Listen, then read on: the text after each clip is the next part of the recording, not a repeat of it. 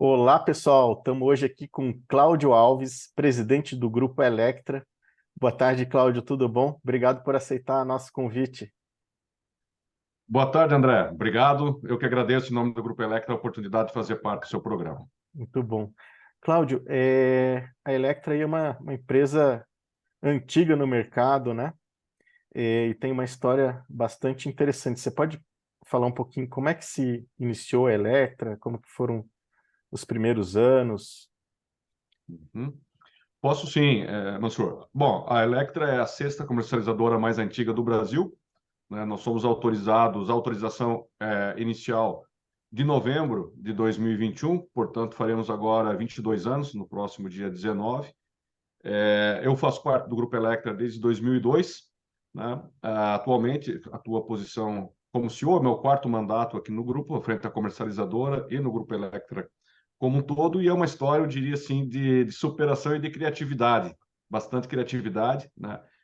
A Electra é uma empresa que hoje tem um total de comercialização algo em torno de 5 bi, um pouco mais de 1 giga, no ranking entre as 20 maiores do Brasil, e agora, recentemente, publicado, acho que menos de uma semana, entre as 250 maiores empresas do sul do Brasil, de todas as áreas, né?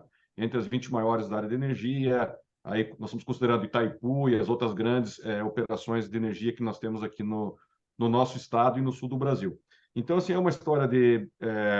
É óbvio, a gente sente um pouco de orgulho em falar do próprio trabalho que, junto com meus colegas e parceiros e todas as pessoas do Grupo Electra, a gente construiu nesses 22 anos. Mas, buscando objetividade na sua pergunta, eu acho que um dos pontos marcantes da história do grupo, ou história da Electra comercializadora, foi o estabelecimento do primeiro contrato de fonte incentivada no Brasil. Tá? Isso Primeiro foi um contrato do caso bastante... Brasil. O primeiro abriu aí o mercado para as fontes renováveis com desconto no uso, né? Claro, tem toda uma definição técnica dentro do arcabouço brasileiro do que seria uma fonte Uhum. renovável, basta ser hidrelétrica, Que ano que sendo ou foi isso, incentivada. Cláudio? Que ano que foi esse contrato? Naquela época era I1, né? Era em um, ele foi estabelecido em novembro, as negociações iniciaram-se por volta de agosto, setembro de 2022, e ele foi assinado. 2002, Faz parte de um 2002. quadro aqui na Elec, em Aham. 2022, também foi o primeiro contrato homologado pela ANEEL. Na época, Foi 2002, Cláudio. desculpa, 2002, Aham. 2002. Passou Muito tanto tempo também, legal. Aham. mais de 20 anos, né? 2002, bem lembrado. Tá? Então, tem um bom tempo. Foi um desafio, nós tivemos que comprovar para o regulador várias situações. Na época, o consumidor livre não era obrigado a ser agente da CCE, ou seja, todos os consumidores eram tratados como varejista, dentro de uma estrutura de comercialização varejista. Então, nós tivemos que comprovar tanto para o agente de mercado, para o Maia, para a CCE, quanto para o próprio regulador, para a ANEEL, que não se tratava de um contrato de compra e venda, e sim baseados no contrato de representação de ambas as partes, do gerador e do consumidor, e que o contrato havia sido registrado diretamente entre o gerador e o consumidor.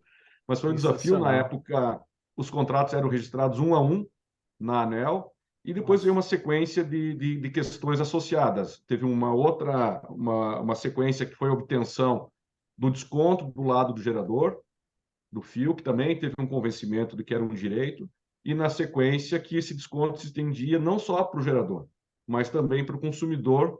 E aí o resto da história você conhece, que é a abertura aí do mercado hoje um importante mercado de renováveis no Brasil, né? Com o maior número de Nossa. agentes na CCE, movimentando aí bilhões nesse mercado tão importante que é hoje no Brasil. Então a gente tem orgulho de ter feito parte desse início, né? Ter sido o kick-off, por assim dizer, desse tipo de Uhum. segmento no mercado. Não seria exagero dizer que vocês ajudaram a construir o mercado, né? Fazer o primeiro contrato, né? Que ninguém sabia o que que era isso, né? Foi o primeiro contrato de renováveis, né? Que foi Sim, homologado dentro aham. desse segmento. Uhum. Incentivada 100% de desconto na TUSD. Isso. Muito bom. Que fonte que era, Cláudio? Era uma PCH aqui no PCH? estado do Paraná, vendendo para uma empresa de telecomunicações no estado de São Paulo, né? Que Então, legal, que legal. Muito bom. E, Cláudio, como que está estruturado o grupo hoje? Vocês têm a parte de comercialização, de geração também, né? A empresa é bastante grande, né? Uhum. Bom, hoje o grupo ele está subdividido em três principais verticais, que assim nós dividimos a área de comercialização, que eu falo que é basicamente a rede de captura dos recebíveis, né, a busca aí de gerar valor em termos de carteira de comercialização, tem uma estratégia financeira bastante moderna, eu diria, desse ponto de vista, muito orientada ao mercado de capitais, que é a atividade de comercialização, com bastante flexibilidade, tá? Então, contratos com flexibilidade total, com flexibilidade em datas de pagamento, enfim, uma série de inovações que a gente tenta agregar ano a ano, que é a comercializadora, que hoje a gente está no ranking 18º no Brasil como um todo, né? Ah, um pouco mais de 1 giga agora no mês de setembro, giramos no mercado, muito orientado ao consumidor final. Então, a Electra não é uma empresa muito do trading, do dia a dia, estamos orientados, obviamente, temos uma posição importante no mercado, mas não é a nossa principal linha de ação, né? A nossa linha é sempre o consumidor final, né? Então, essa é a área de comercialização. Temos uma segunda vertical que se deu início em 2007, que são as hídricas, as pequenas centrais hidrelétricas. Hoje o grupo tem participação em 14 usinas operacionais, em operação, PCHs em diferentes lugares do Brasil, com participações variando aí de 10% a 100% dentro dessa carteira, tanto em contratos ACRs quanto ACL. Inclusive, na comercialização, a Electra também fez um passo importante na abertura do mercado para as distribuidoras permissionárias, né, de até 800 gigawatt-hora ano, que são os contratos ACRs descentralizados. São contratos de longo prazo, e aí eu já emendo com a terceira vertical, que são os projetos estruturados que é a Ilian. Hoje nós estamos em fase inicial de implantação de 169 megawatts pico, já baseados em PPAs de longo prazo, tanto com a indústria quanto com empresas de distribuição não centralizada, como a gente chama, o ACR não centralizado, né? Excelente. E como é que se dá essa expansão da geração aí? Em parte você já respondeu, né? Através de PPA, enfim, mas... Hoje, na estrutura do momento atual que o mercado se encontra, a nossa leitura é que primeiro vem o PPA, depois o projeto, né? Como o Uhum. nosso CEO na área de geração centralizada fala, projetos amadurecem, eles têm vidas, ele tem um ciclo, né? E montar pipeline de projeto, que foi uma regra, olhando, sei lá, 5, 10 anos atrás, tinha um valor, né? Hoje, com a quantidade de projetos, a especialização de empresas em desenvolvimento de projetos, basta ver a quantidade de outorgas que foram solicitadas recentemente à ANEEL, né? E o mercado meio que virou para o importante, é o recebível, né?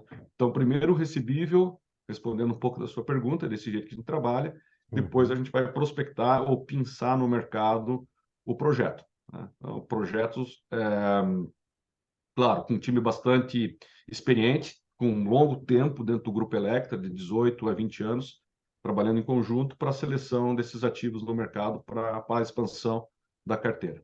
Muito bom. E, Cláudio, e a Directa? Bom, a Direct é a nossa iniciativa para o mercado varejista, né? O Grupo Electra não podia ficar atrás. Nós investimos bastante tempo no planejamento da forma de atuação. Nós lançamos ela oficialmente agora, internamente no grupo, foi aprovado no nosso conselho no dia 31 de agosto, né? E obtivemos autorização da CCE para atuar como varejista, agora recentemente, ao longo aí do mês de setembro, né?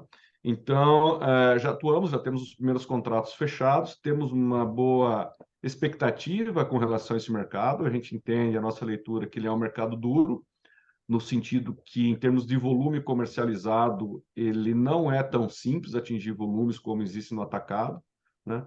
E dentro desse conceito do desafio e de um preparo para uma abertura total do mercado, né, que esperamos aí que a partir de 26, né, a gente tem a opção nas nossas casas de também escolher a operadora ou a comercializadora de energia, é um preparo, é uma certificação, é uma qualificação, digamos, para a atuação nesse mercado mais avançado, eu diria que é o mercado realmente de varejo, do varejo a nível residencial. Excelente. Cláudio, para encerrar, como que você vê os desafios, as perspectivas para o mercado aí nos próximos anos? Boa pergunta. Eu acho que o grande desafio, acho que tem vários, né? Mas alguns deles é o próprio controle dos encargos setoriais, né? Que arrasto ao aumento dos encargos setoriais vem a motivação da autoprodução, né, junto. Eu digo sempre que a autoprodução, a oportunidade de autoprodução de hoje é a oportunidade de investimento do PCH 20 anos atrás. Então, ele tem uma janela. Acho que esse é um desafio do regulador de como tratar a forte expansão na alta produção com cargas grandes, né, que está ocorrendo de diversas formas dentro do mercado de comercialização de energia. Acho que isso é uma questão. A questão da precificação, né, dos modelos de preço, acoplamento, agora recentemente a gente está vendo o acoplamento de comp de 100, né, como que isso vai ser tratado dentro do modelo, né? Acho que o preço é o principal fator aí, preço por ofertas, né, se realmente vai por oferta, vão ficar no algoritmo. Eu, em essência, sou um defensor do preço por algoritmo. Eu acho que o preço por algoritmo ele é um legado do mercado brasileiro, né? É uma posição também das principais consultorias que estão estudando hoje, até de forma oficial, junto aí à Câmara de Comercialização, que não é tão simples assim abandoná-lo, né? Principalmente no mercado concentrado, partir para um modelo de oferta, vai ofertar a que preço, né? Mesmo com um excedente eventual no sistema, ele pode formar o preço que ele vai ofertar. Então, muitos países que estavam no modelo por oferta, estudando o modelo brasileiro, voltaram ou migraram para o modelo por algoritmo, né? Então, eu acho que esse é o desafio talvez central, né? Existem várias visões, todas elas têm pontos positivos e negativos, a gente entende, né? Mas eu acho que a questão aí da dicotomia modelo por oferta ou modelo por algoritmo é um dos pontos centrais aí para a evolução do nosso setor, além, obviamente, ponto, acho que um dos principais também, que é a questão da abertura do mercado, né? A própria abertura do mercado livre. Perfeito. Cláudio, muito grato pela entrevista. Pessoal, assistam, compartilhem, aproveitem essa experiência do Cláudio, que não é de hoje, e um abraço a todos. Obrigado, abraço a Um todos. abraço.